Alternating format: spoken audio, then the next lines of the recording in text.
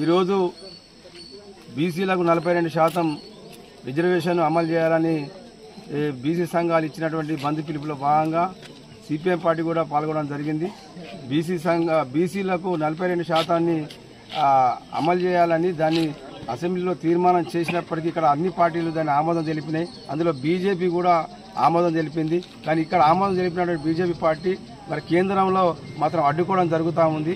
మరి ఇక్కడ ఉన్నటువంటి 8 మంది ఎంపీలు మరి ఇక్కడ ఉన్న మిగతా ఎమ్మెల్యేలందరూ కూడా మరి ఈ బీసీలకు మరి రిజర్వేషన్ అమలు చేయాలని కూడా కేంద్రం మీద ఒత్తిడి తీసుకొచ్చే పరిస్థితి తీసుకురావడం లేదు. కాబట్టి బీజేపీ దండోయికల్ని ఇక్కడ ఉన్నటువంటి బీసీ ప్రజలందరూ గమనించాలి.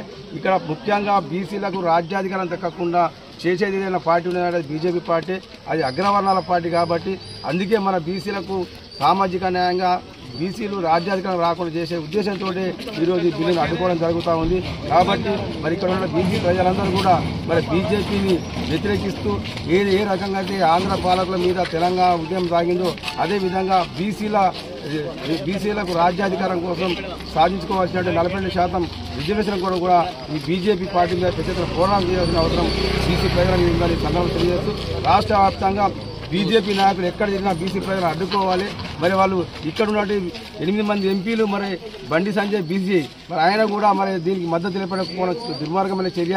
కాబట్టి ఆయన ఎప్పుడు చూసినా గుళ్ళు మసీదులు తప్పించి వేరే ముట్టట్లేదు. ఇక్కడ మరి బీసీ ప్రజలు మరి ఏ రకంగా కష్టాలు ఎదుర్కొంటుందో మరి ఆయన మరి చూడనట్టు వివరిస్తున్న పరిస్థితి. వీళ్ళు ఎక్కడ ఉన్నటువంటి ఎంపీలందరూ కూడా అక్కడ కేంద్రానికి కట్టు బానిసలుగా వివరిస్తుంది. కాబట్టి బీసీకి అడ్డుకుంటున్నటువంటి బీజేపీ విధానాలు మొత్తం ప్రజలందరూ వ్యతిరేకించాలని ఈ సందర్భంగా తెలియజేస్తా ఉన్నాం.